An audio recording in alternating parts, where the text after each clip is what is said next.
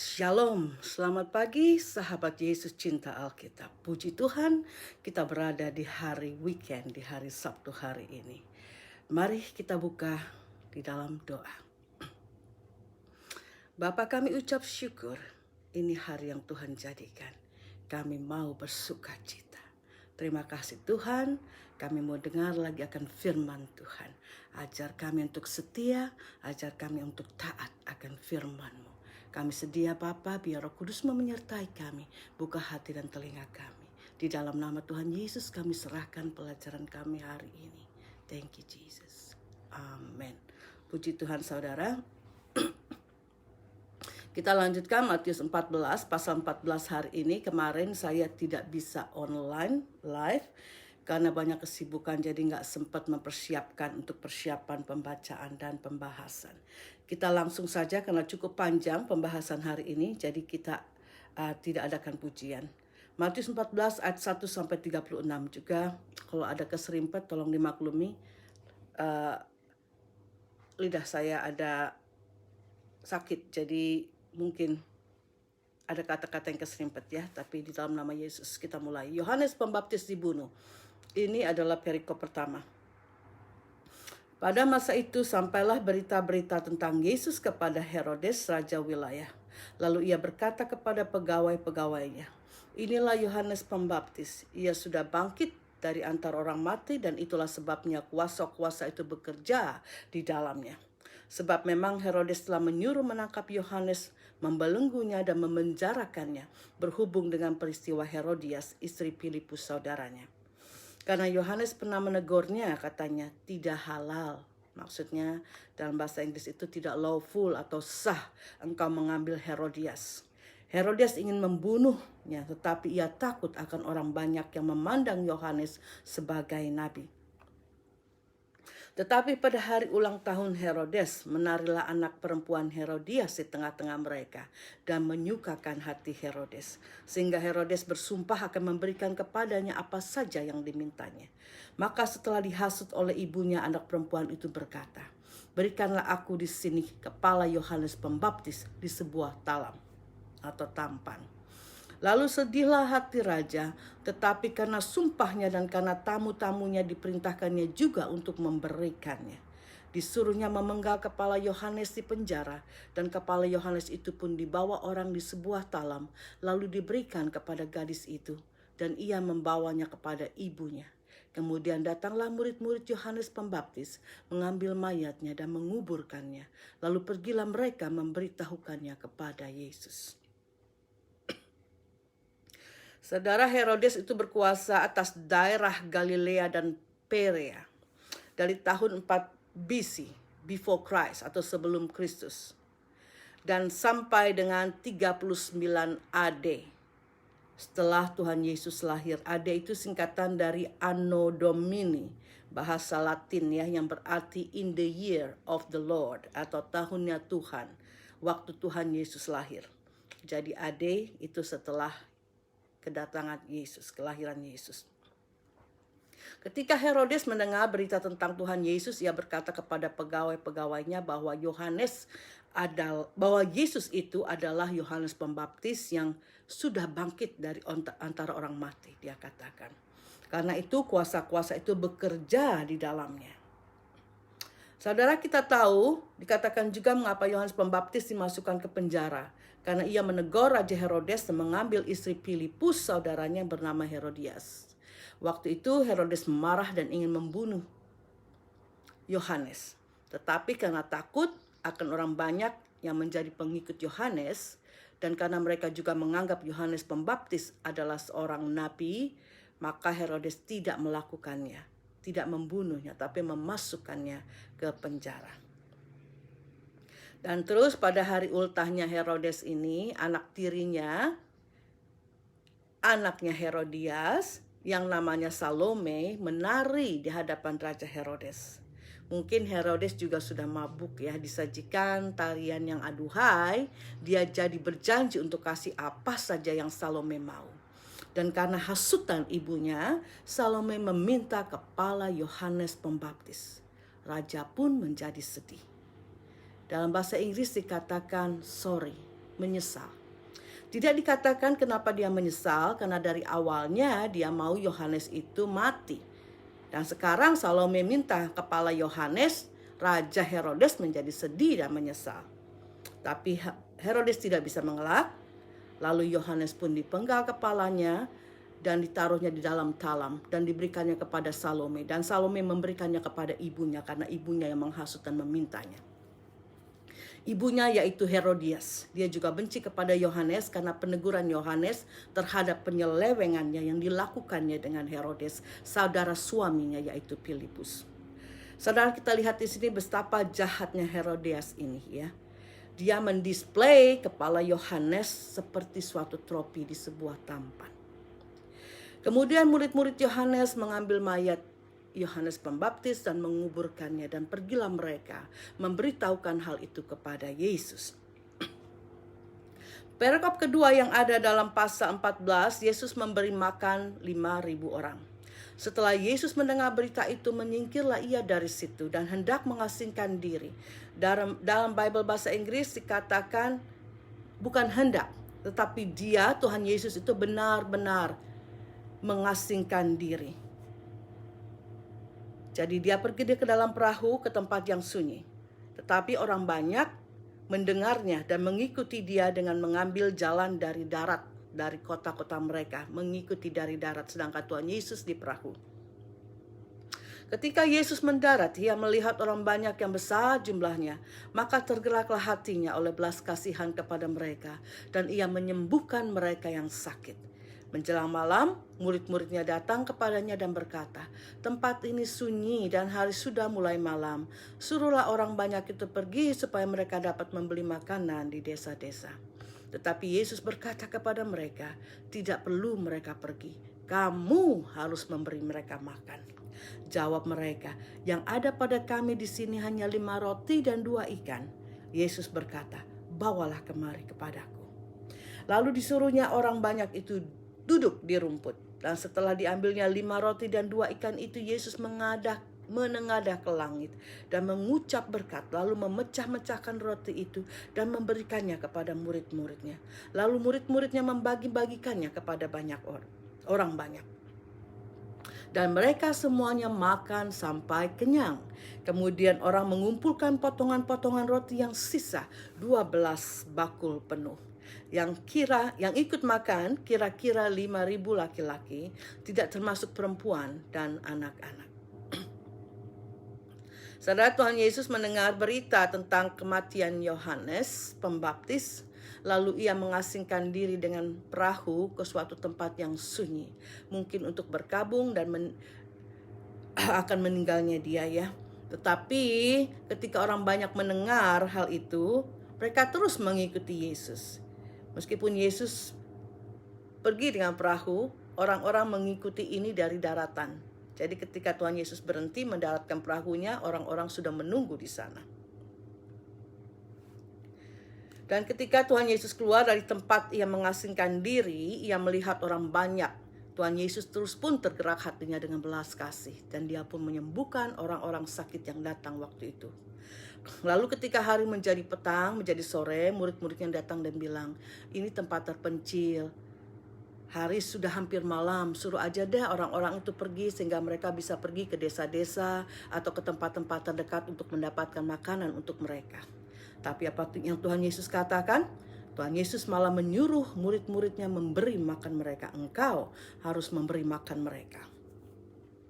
Terus mereka bilang, "Kita cuma ada 5 roti dan 2 ikan. Roti dan ikan adalah makanan utama penduduk di sekitar Galilea.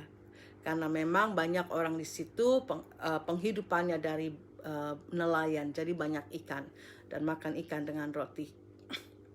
Saudara, roti di sini bukan roti tawar yang gede ya, seperti yang kita beli di tukang roti atau di bakery. Dalam footnote atau catatan kaki di New King James Version Bible English dikatakan roti ini adalah seperti dinner roll. Dinner roll itu ukuran kecil, saudara, yang di western countries atau negara-negara barat itu dipakai sebagai appetizer, hidangan pembuka. Biasanya cuma segini ya. terus dibelah dua gitu. Mereka oleskan butter ataupun margarin gitu ya. Terus di atasnya kasih keju, kasih potongan acar buah zaitun atau yang lain-lain, kondimen yang lain, dan mereka memakannya.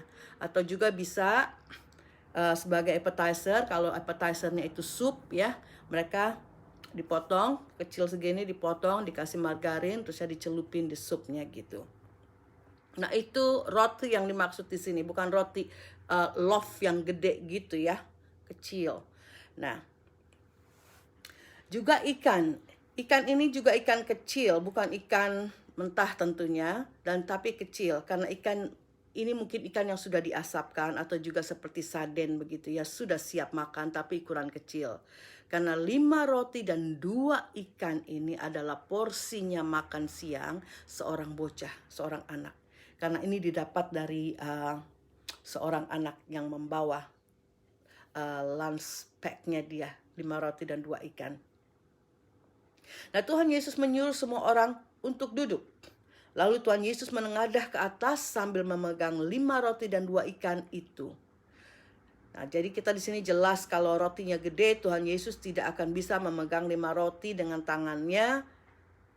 Ya, kalau 1 loaf aja cukup untuk ini, kalau 5 mau ditaruh di mana. Jadi jelas bahwa ini roti yang kecil atau seperti dinner roll seperti itu. Lalu ia mengadah ke atas kepada bapaknya. Ia mengucap syukur lalu memecah-mecahkan roti dan membagi-bagikannya. Dan ketika semua kenyang, sisanya pun masih ada 12 basket atau bakul. Dan dikatakan juga yang makan adalah 5.000 orang laki-laki, tidak termasuk wanita dan anak-anak. Jadi minimal ada 15 ribuan orang lah ya, kalau satu laki-laki membawa istrinya dan membawa 1 anak. Di sini kita lihat saudara, Tuhan Yesus mampu melakukan perkara yang besar dengan sesuatu yang kecil. Ini juga membuktikan bahwa Tuhan Yesus mampu memberikan kelimpahan kepada kita yang mengikutinya. Kita teruskan, perikop ketiga dari pasal 14 adalah Yesus berjalan di atas air. Sesudah itu Yesus segera memerintahkan murid-muridnya naik ke perahu dan mendahuluinya ke seberang. Sementara itu ia menyuruh orang banyak pulang. Dan setelah orang banyak itu disuruhnya pulang, Yesus naik ke atas bukit untuk berdoa seorang diri. Ketika hari sudah malam, ia sendirian di situ. Perahu murid-muridnya sudah beberapa mil jauhnya dari pantai dan diombang-ambingkan gelombang karena angin sakal. Kira-kira jam 3 malam datanglah Yesus kepada mereka berjalan di atas air. Ketika murid-muridnya melihat dia berjalan di atas air, mereka terkejut dan berseru, "Itu hantu." Lalu berteriak-teriak karena takut. Tetapi segera Yesus berkata kepada mereka, "Tenanglah, aku ini, jangan takut." Lalu Petrus berseru dan menjawab dia, "Tuhan, apakah engkau itu? Suruhlah aku datang kepadamu berjalan di atas air." Kata Yesus, "Datanglah." Maka Petrus turun dari perahu dan berjalan di atas air mendapatkan Yesus. Tetapi ketika dirasanya tiupan angin, takutlah ia dan mulai tenggelam lalu berteriak, "Tuhan, tolonglah aku." Segera Yesus mengulurkan tangannya, memegang dia dan berkata, "Hai orang yang kurang percaya, mengapa engkau bimbang?" Lalu mereka naik ke perahu dan angin pun redahlah. Mereka, Tuhan Yesus dan Petrus yang ada di luar perahu, mereka masuk ke dalam perahu. Dan orang-orang yang ada di perahu menyembah dia, katanya, "Sesungguhnya engkau anak Allah." Orang yang di dalam perahu adalah murid-murid Tuhan Yesus. Seharusnya mereka sudah tahu sungguh dia anak Allah karena dia sudah melakukan banyak perkara mukjizat dan mereka sudah melihatnya. Tapi mereka mempertegas lagi, sungguh dialah ini anak Allah. Saudara, Tuhan Yesus menyuruh murid-muridnya naik ke perahu dan pergi ke seberang danau. Sedangkan dia menyuruh orang banyak untuk pulang. Kemudian dia naik ke atas bukit untuk berdoa. Dan saat itu sudah malam dan Yesus pun sendirian. Ayat 25 mengatakan kira-kira jam 3 malam atau subuh pagi ya kalau sudah jam 3. Dalam Bible bahasa Inggris dikatakan in the fourth watch of the night. Orang Romawi ini, in the fourth watch of the night, itu artinya jam jaga yang keempat pada malam itu. Orang Romawi ini membagi waktu jaga mungkin untuk tentara atau pasukannya dari jam 6 sore sampai jam 6 pagi. Ada 12 jam. Dan itu dibagi dalam 4 jam jaga. Jadi 1 jam jaganya itu 3 jam. Kalau dibilang jam jaga yang keempat pada malam itu, berarti itu di antara jam 3 sampai jam 6 pagi. Nah, waktu itulah mereka melihat Yesus datang kepada mereka, murid-murid, dengan berjalan di atas air. Murid-murid yang melihat hal itu di pagi buta, mengira itu hantu. Tapi Yesus bilang, ini aku. Jangan takut. Mereka pasti mengenal suara Tuhan Yesus. Jadi ketika Tuhan Yesus mengatakan, ini aku, jangan takut. Lalu Petrus pun bilang kepada Yesus untuk menyuruh dia datang kepada Yesus. Dan Yesus bilang, datanglah. Maka Petrus pun turun dari perahu dan berjalan di atas air. Mungkin cuma beberapa langkah ya. Tapi kemudian ketika dia melihat angin yang riuh, angin ribut, angin kencang, dia menjadi takut dan dia mulai tenggelam. Dan Yesus pun memegang tangannya. Kita bayangkan senario ini, saudara. Petrus yang sok berani, tapi jadi takut dan hampir tenggelam. Ya. Tapi kita lihat tangan Tuhan yang selalu tersedia. Dia mengulurkan tangannya dan mengangkatnya. Puji Tuhan. Tapi meskipun Petrus yang sok-sokan ini, ya sok berani, sok beriman. Dia beriman sebentar, tapi ketika melihat pencobaan, bukan angin ribut yang kencang itu datang, dia menjadi ragu dan dia mulai tenggelam. Tapi kita hargai spontanitas Petrus ini. Yesus lalu masuk ke perahu dan angin itu pun reda. Dan semua yang ada di perahu, yaitu murid-murid Tuhan Yesus, menyembah dia dan mengatakan, engkau sungguh anak Allah. Perikop seterusnya yang ada di pasal 14 adalah Yesus menyembuhkan orang-orang sakit di Genesaret. Setibanya di seberang, mereka mendarat di Genesaret. Ketika Yesus dikenal oleh orang-orang di tempat itu, mereka memberitahukannya ke seluruh daerah itu. Maka semua orang yang sakit dibawa kepadanya. Mereka memohon supaya diperkenankan menjamah jubahnya. Dan semua orang yang menjamahnya menjadi sembuh. Saudara, Genesaret terletak di sebelah barat Laut Galilea, sekitar 5 mil atau 8 kilometer dari kota Kapernaum. Jadi cukup dekat ya dengan tempat markas pelayanan Tuhan Yesus. Nah, orang-orang ini di daerah itu, mereka sudah mengenal Yesus. Kemungkinan besar karena mukjizat yang mereka lihat dan dengar tentang wanita yang sakit pendarahan dan sembuh. Hanya dengan menjamah ujung rumbai jubah Yesus. Karena itu orang banyak di situ menyebarkan berita tentang Tuhan Yesus yang datang lagi ke tempat atau ke daerah itu. Dan mereka juga membawa orang-orang sakit kepadanya. Lalu mereka memohon kepada Yesus supaya mereka diperbolehkan menjamah ujung jubah Yesus. Ujung rumbai jubah Yesus. Mereka percaya akan kuasa Yesus meskipun cuma lewat rumbai jubahnya saja. Dan kuasa kesembuhan itu pun mengalir dan mereka yang menyentuhnya menjadi sembuh. Saudara, mukjizat ini terjadi karena 2 faktor. Yang pertama, iman atau percaya dari orang-orang itu.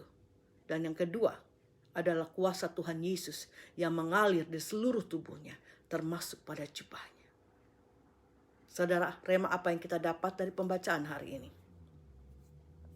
Yang pertama, Yohanes Pembaptis berani menyatakan kesalahan seseorang meskipun dengan konsekuensinya yang fatal. Dia tidak peduli meskipun yang dia tegur itu adalah seorang raja. Dia menegur Raja Herodes yang menyeleweng dan mengambil istrinya Filipus saudaranya yang bernama Herodias. Nah, saudara, bagaimana dengan kita? Beranikah kita memperkatakan kebenaran dan menegur saudara-saudara kita yang melakukan hal-hal yang tidak sesuai dengan firman Tuhan? Ketika kita melihat seseorang atau teman-teman yang di luar Tuhan maupun teman-teman seiman di dalam gereja, saudara kita, teman kerja, atasan, dan lain-lain dan sebagainya.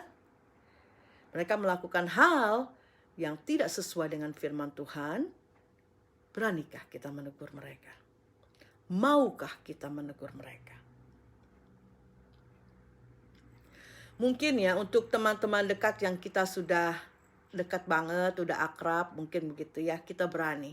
Tapi orang yang cuma kita kenal, tapi tidak tahu karakternya, mungkin kita akan sungkan untuk melakukannya. Mungkin juga untuk orang yang ada di bawahan kita, ya pembantu kah, atau orang yang di bawah kita, pekerja-pekerja di bawah kita berani melakukannya. Tapi untuk orang yang lebih tua, atau kan juga atasan-atasan, atau orang-orang yang punya jabatan di gereja, maukah kita berani, atau mau dan beranikah kita menegurnya? Mungkin kita akan pikir-pikir dulu ya. Tidak mungkin seberani kalau kita menegur orang di bawahan kita. Saudara, meskipun orang hamba-hamba Tuhan atau siapapun yang aktif di dalam gereja, bukan berarti mereka saint, bukan berarti mereka angel, ya. Pasti ada sesuatu yang mereka lakukan yang masih tidak benar, karena kita masih manusia. Dan kalau engkau melihat itu, tegurlah mereka dengan kasih. Nah saudara, akan susah karena juga bahkan ya, dari pengalaman sendiri pun, teman akrab pun kadang susah kita untuk terbuka untuk mereka dan menegur mereka. Ya, karena manusia itu punya ego yang tinggi. Punya pride, rasa bangga yang melebihi hati nurani mereka. Banyak orang yang juga punya attitude yang suka menyangkal. Ya, kalau dikasih tahu bahkan menyerang balik. Kayak lu bener aja. So banget sih lu, so bener. Baru belajar Alkitab segitu aja udah kayak orang suci. Nah, banyak seperti itu. Respon seperti itu banyak kita dengar ketika kita menegur atau bilangin kalau ada yang mereka lakukan yang tidak sesuai dengan firman atau iman Kristiani kita. Orang-orang yang tidak mempunyai hati yang lembut dan mudah diajar, mereka akan menyerang balik kalau kita kasih tahu. Saudara, jangan kita seperti Raja Herodes, sudah tahu salah, malah dia yang galakan dan marahan kalau ditegur. Karena untuk menutupi salah dan dosanya. Kebanyakan orang-orang juga seperti itu ya. Dia yang galakan, dia yang punya hutang, kita tagih, malah dia yang maki-maki kita, gitu. Ini ada ibu-ibu ya, beli tanah saya cuma bayar separoh, 350 juta, 350 jutanya lagi masih sama dia, udah 6 tahun. Kita tagih, galakan dia karena dia orang Bali yang punya status ya, jeruk gitu. Jeruk kan ada statusnya. Jadi kita orang luar, kita nggak dianggap apa lagi, saya perempuan gitu. Mungkin kalau saya bawa laki-laki dia takut juga ya. Tapi ya gimana? Saya hanya berdoa, Tuhan kalau memang uang itu milik saya, sudah 5-6 tahun pun Tuhan, kalau itu memang milikku, uang itu akan kembali. Saya cuma berdoa, Tuhan lembutkan hatinya, berikan pengertian buat dia. Habis saya sudah coba datangi dengan baik-baik, alasan terus. Dan juga kalau kita pakai jalur hukum pun masih belum jalan ya. Ya, karena itu saya serahkan semuanya kepada Tuhan. Itu banyak sekali saudara. Sekarang ini mereka yang salah akan lebih galakan daripada kita yang menegurnya. Jadi harus punya hati yang kuat lah. Dan juga hikmat dan kelembutan. Kalau memang sudah kita tegur mereka tidak mau dengar ya, kita serahkan. Jadi kita juga ya harus mempunyai hikmat ketika kita menegur seseorang. Kita harus memiliki teachable heart juga kalau kita ditegur oleh seseorang, hati yang mudah diajar. Kita dengar apa yang dikatakan di Yakobus 4 ayat 20, rendahkanlah dirimu di hadapan Tuhan dan Ia akan meninggikanmu. Semua ajaran Tuhan Yesus bertolak belakang dengan ajaran dunia, saudara. Engkau mau ditinggikan, engkau harus merendahkan diri. Engkau mau menjadi yang terbesar, engkau harus menjadi hamba dan melayani. engkau mau melihat mukjizat terjadi, engkau harus percaya dulu. Tidak melihat dulu, baru percaya. Jadi ajaran dunia ini memang akan selalu bertolak belakang dengan pengajaran Tuhan Yesus. Karena itu cuma ada dua jalan. Engkau mau pilih jalan dunia atau pilih jalan Yesus. Tidak ada di tengah-tengah. Oh, kalau ini terlalu susah, tak jalan Yesus, ikutin yang dunia dulu deh. Oh, kalau misalnya dunia ini jalan di sini lebih enak, ikutin ini dulu deh, ntar Yesusnya. Tidak, saudara, pilih. Left or right? Benar, yang salah atau yang benar? Dunia atau Yesus? Hanya ada dua jalan. Saudara miliki keberanian untuk menegur saudara kita yang salah, tapi dengan lemah lembut dan dengan hikmat dan dengan kasih. Di bawah 4 mata saja dulu ya. Kalau dia tidak terima, kita sudah melakukan bagian kita, saudara. Dan Allah akan mencatat itu di sorga. Tapi kalau dia terima, puji Tuhan. Sorga bersuka cita dan kita pun akan mendapat upah di sorga. Jadi buat kita yang menegur, upah kita itu tetap. Orang itu terima atau tidak terima, kita dapat upah. Buat yang ditegur, hanya dapat upah kalau dia bertobat dan berubah. Tapi hati-hati, saudara, banyak juga orang yang menegur karena emosional mereka. Atau ada sesuatu iri hati, begitu ya. Jadi mau menjatuhkan iman dan rasa percaya kita. Ada orang yang menegur saya begini begitu. Tapi Tuhan kasih hikmat kepada saya sehingga saya tidak terintimidasi dengan pendapat orang. Saya bilang, saya tahu siapa saya di dalam Kristus. Dan Yesus tahu siapa saya. Karena tidak ada sesuatu pun yang saya sembunyikan, dapat saya sembunyikan di hadapannya. Dia melihat segala sesuatu. Bahkan yang terdalam di isi hati saya pun, di dalam pikiran saya pun dia tahu. Jadi, kalau saya sangat ekspresif dalam pujian, penyembahan, dan selalu bergairah ya, itu karena luapan rasa syukur dan hormat saya pada dia. Bukan pura-pura dan cari perhatian. Nah, banyak orang bilang, was is always like that gitu. Tapi saya ceraskan, karena rasa syukur saya. Karena hormat saya kepada Allah. Jadi, dalam pujian, penyembahan, dalam kehidupan saya selalu bergairah. Ada selalu sukacita. Kalau saya mau menangis bukan karena menangisi diri saya, karena saya mengingat kebaikan Allah yang luar biasa. Dan kalau saya menangis buat yang lain-lain, saya nangisnya di rumah. di dalam kamar, bukan di publik. Tapi puji Tuhan, apa yang Tuhan nyatakan kepada saya itu yang saya ekspresikan. Nah, saudara, jangan tegur orang karena the way atau cara berdoa, cara pemujian, cara penyembahan orang lain yang berbeda dengan engkau. Karena itu bukan kesalahan, oke? Kita di sini harus menegur orang yang berbuat salah. Kalau ada orang yang kleptomania ya, dulu saya punya teman seperti itu, kleptomania, suka ambil barang-barang dari toko dan menyembunyikannya, saya langsung tegur. Ya, tapi ya puji Tuhan, dia berubah, dia tidak melakukannya lagi. Dan kalau di tempat kerja ada yang males-males atau ngandelin orang lain terus, tegur jugalah gitu. Tapi engkau juga akan harus memberikan contoh dulu. Engkau rajin, engkau melakukan, jangan ada waktu lenggang, lihat-lihat HP atau gimana ya. Saya nggak bisa gitu.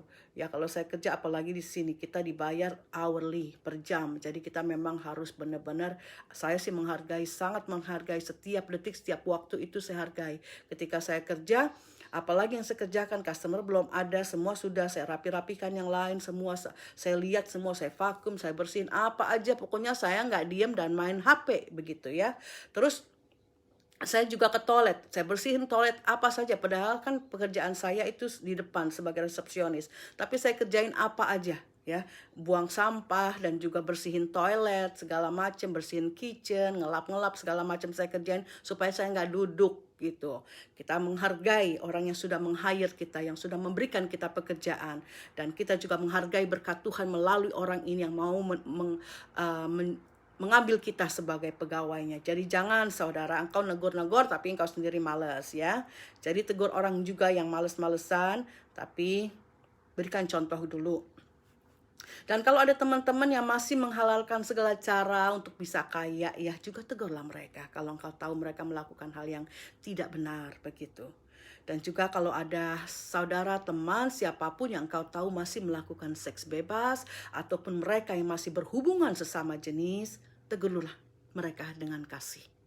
Dengan demikian kita sudah menjalankan tugas kita, Great Commission, amanat agung yang Tuhan berikan kepada kita untuk memberitakan kerajaan sorga. Engkau menegur seseorang itu juga ada penginjilan, saudara. Dan kita juga sudah melakukan Great Commandment dengan melakukan itu. Perintah agung, yaitu untuk mengasihi sesama kita. Kita sudah melakukan dua hal di sini, Great Commission and Great Commandment, ketika engkau menegur saudaramu dengan kasih. Jadi jangan memikir bahwa pelayanan itu hanya berkhotbah seperti ini ataupun memberi makan orang atau ini itu. Saudara menegur saudara kita yang salah sudah merupakan pelayananmu. Rema yang kedua, Tuhan Yesus mampu melakukan perkara yang besar dengan sesuatu yang kecil. Ingat dengan biji sesawi yang kecil yang kita baca pada hari Kamis ya. Sekecil apapun kebenaran firman Tuhan itu, kalau kita tumbuhkan dalam hati kita, kita akan melihat perkara-perkara yang besar yang akan keluar dari diri kita.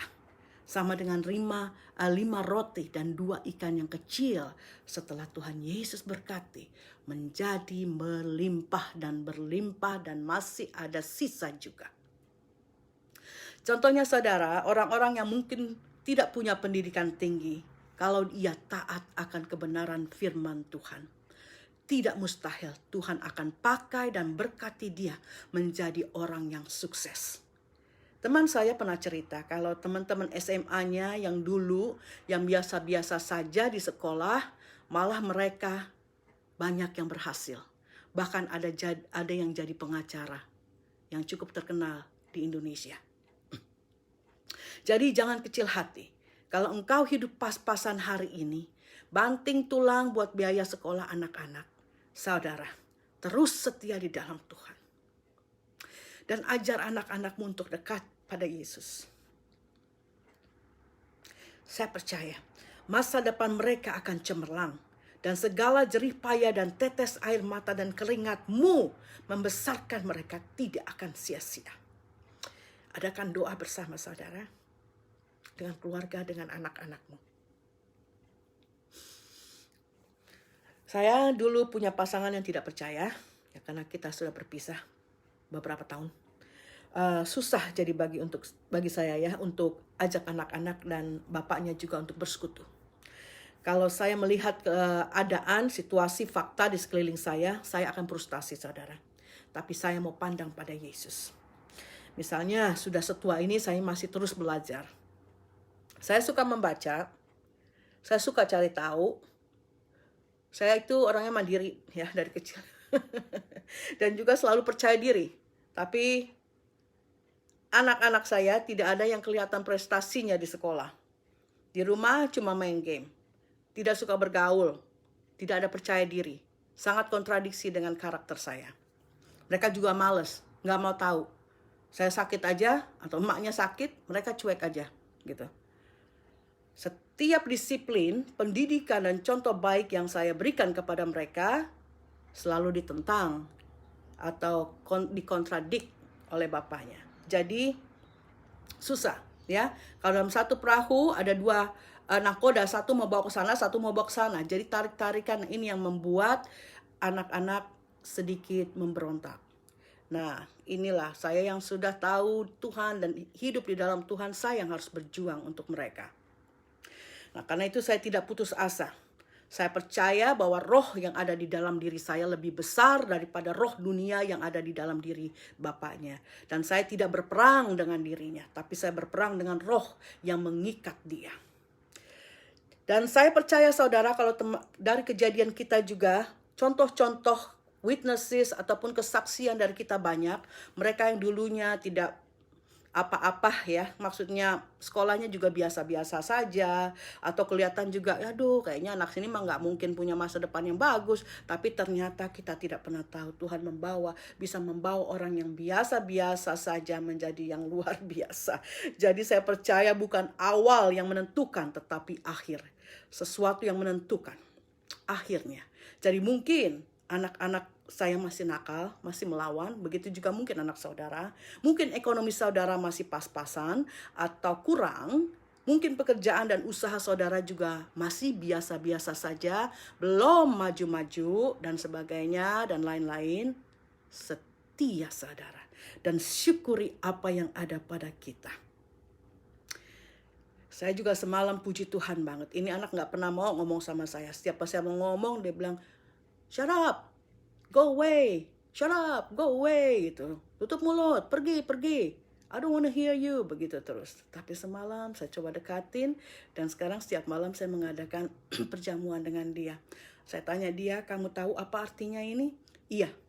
Karena itu ambil, makan dan minum dengan percaya. Saya ajak dia dan semalam kita lay down di tempat tidurnya dia sambil ngobrol-ngobrol sampai dia tertidur. Puji Tuhan. Hal-hal yang sedikit pun saya tidak tahu selalu besok-besoknya karena begitu ya. Satu hari so sweet gitu. Besoknya dia grumble lagi, marah-marah, maki-maki lagi. Tapi little moment saya syukuri. Jadi tidak ada kata untuk tidak bersyukur. Jadi saudara, seperti Yesus mengucap syukur dengan 5 roti dan 2 ikan kecil di tangannya. Dan Allah memberkatinya dengan melimpah. Dia pun akan melihat tetes air mata kita. Dia akan menjadikan sesuatu baik dan indah pada akhirnya. Pada waktunya. Asal kita tetap tinggal di dalam firman-Nya. Abide in His word. Oke. Rema yang ketiga. Tentang orang-orang yang disembuhkan hanya dengan menjamah ujung rumbai jubah Yesus. Ada 2 faktor di sini. Yang pertama saudara, mengapa itu terjadi? Ada iman, ada percaya dari orang-orang itu. Dan yang kedua adalah kuasa Tuhan Yesus sendiri yang mengalir di seluruh tubuhnya, termasuk pada jubahnya. Jadi mukjizat itu ada di seluruh tubuh Yesus. Juga pada jubah yang dipakainya. Sampai ujung rumbai jubahnya pun penuh kuasanya. Ini berarti bahwa mukjizat itu sudah tersedia di dalam Yesus. Di dalam nama Tuhan Yesus. Sekarang ini kita tidak bisa menyentuh Yesus, kita pakai nama Tuhan Yesus. Kita bisa mengaksesnya dengan iman kita. Orang ini datang dengan iman, datang dengan percaya. Sama seperti orang yang saat itu pun datang. Asalku jamah saja jubahnya, maka aku akan sembuh. Juga sama seperti wanita yang sakit pendarahan. Dan sama juga dengan kita saat ini. Miliki iman kepada Yesus dan datang kepada Dia. Markus 11 ayat 24 mengatakan, karena itu aku, Yesus, berkata kepadamu, apa saja yang kamu minta dan doakan, percayalah bahwa kamu telah menerimanya, maka hal itu akan diberikan kepadamu. Jadi sekali lagi, percaya bahwa kita sudah menerimanya, maka hal itu akan terjadi. Sudah sembuh kalau engkau lagi sakit. Engkau masih perlu berkat, sudah diberkati. Engkau perlu keuangan, sudah diterima berkat finansial itu. Anak-anakmu masih ngeyel-ngeyel, sudah kita terima kebaikan itu. Mereka menjadi anak yang takut akan Tuhan, hormat akan orang tua dan mengasihi sesama.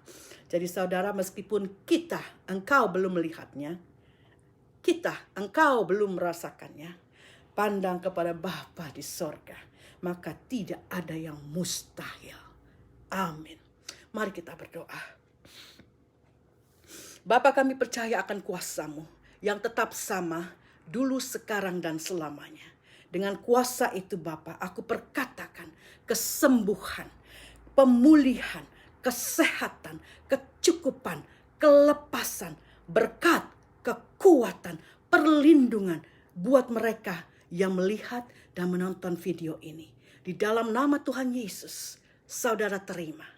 Aku terima dengan iman. Haleluya. Amin.